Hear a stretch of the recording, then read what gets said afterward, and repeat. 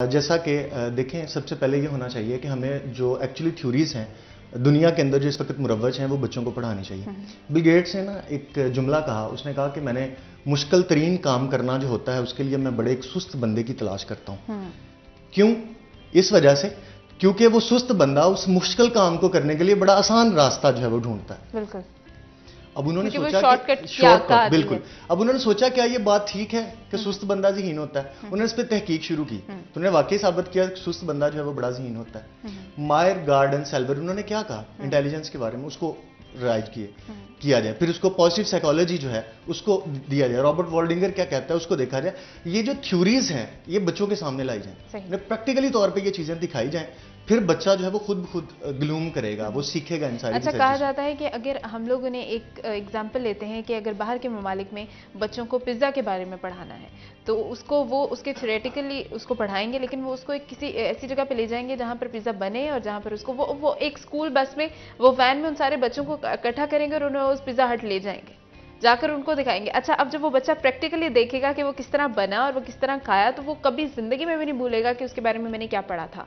लेकिन हमारे यहाँ पर हम लोग गाड़ियों के बारे में, बाइक्स के बारे में, हम साइंस की हर चीज़ के बारे में, हम हर बड़ी से बड़ी चीज़ के बारे में बच्चों को सिर्फ किताब में पढ़ा देते हैं, प्रैक्टिकल्स की तरफ हम नहीं लेके जाते। कंप्यूटर लैब्स में छोटी क्लासेस के बच्चे नहीं जा पाते। एक खास हमने क्लासेस रखी हैं कि सिर्फ इस क्लास का बच्चा कंप्यूटर लैब में जा सकता है, लाइब्रेरी में सिर्फ इस क्लास का बच्चा जा सकता है, एक साइंस लैब है वहाँ पर सिर्फ 9th-10th के बच्चे जा सकते हैं। तो फिर ये जब लिमिटेशंस हम रख देते हैं बच्चों की तो फिर उनके जहन भी लिमिटेड हो जाते हैं। जब ये नंबर और पीछे भागना शुरू हुआ है, जब मेरिट के लिए, जब मेडिकल कॉलेजेस के लिए हर बंदा भाग रहा है, तो नंबर और ये जो है हमारा इमेज बन चुका है माशरे में, वो प्रैक्टिकल्स पर नंबर अदारे ने लगवा देने, पेरेंट्स ने लगवा लेने, प्रैक्टिकल करने की जरूरत नहीं है, शॉर्टकट है।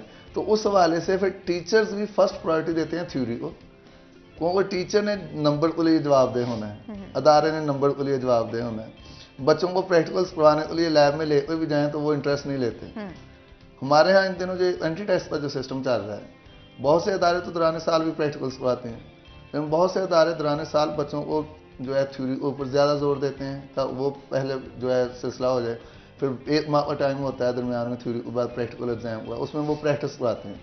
लेकिन बच्चा अब थ्योरी के बाद एग्जाम के साथ प्रैक्टिकल प्रैक्टिस करने के लिए तैयार नहीं। वो एंट्री टेस्ट के लिए लाहौर या दूसरे किसी भी इस्लामाबाद, जहाँ तक गोजरा वाले फैसलाबाद आना पसंद करते हैं ताकि जी वो एंट्री टेस्ट में पीछे ना रहे। जब मैं समझता हूँ कि अगर एक बच्चा FSC का एग्जाम देता है तो उसके लिए वो सिस्टम ऐसा होना चाहिए कि वहाँ पर उसको आप चेक करें, उसको इंटेलिजेंस, उसकी प्रोग्रेस चेक करके एंट्री टेस्ट पे उसको एक्स्ट्रा बर्डन ना डालें।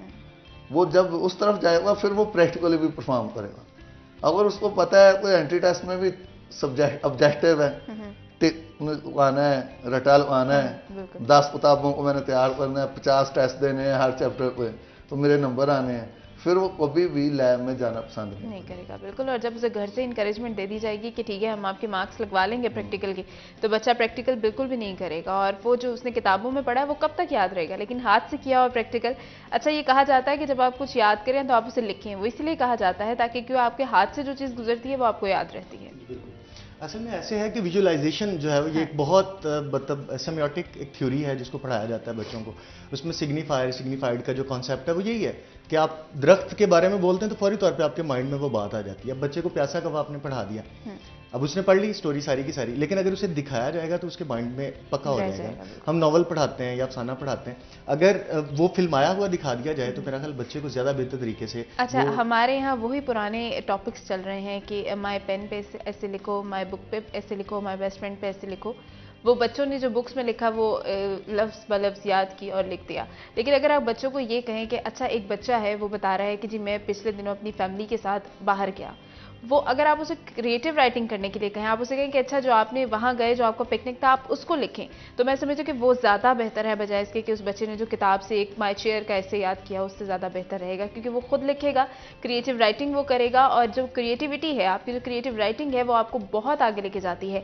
जब आप बड़ी क्लासेस में जाते हो आपको ऐसे याद नहीं करने पड़ते, आपको तशरीह याद नहीं करनी पड़ती। आप जब कॉम्पिटिशन के एग्जाम्स देते हो, मैं समझती हूँ जो बच्चा सिर्फ एक से एक लफ्ज़ ब लफ्ज़, एक वो कहते हैं ना लकीर का फ़कीर है और क्रिएटिव राइटिंग नहीं कर सकता, वो बच्चा कभी भी CSS जैसे कंपटीशन एग्जाम्स पास नहीं कर सकता। जी बिल्कुल, हमारे सर होते थे एमफिल के अंदर, डॉक्टर शबीर अहमद कादरी साहब, वो कहा करते थे कि स्पीकिंग एक डिग्री है, बिल्कुल, राइटिंग एक डिग्री है जो हर शख्स के पास नहीं होती। कोई भी बंदा यूनिवर्सिटी से डिग्री लेके आ जाएगा, लेकिन अगर उसके पास बोलने की क्वालिटी नहीं है या लिखने की क्वालिटी नहीं है तो वो कभी भी आगे नहीं बढ़ सकता। मतलब हर शख्स की अपनी एक फील्ड है, उस फील्ड के अंदर उसके लिए प्रैक्टिकल बड़ा जरूरी है। अगर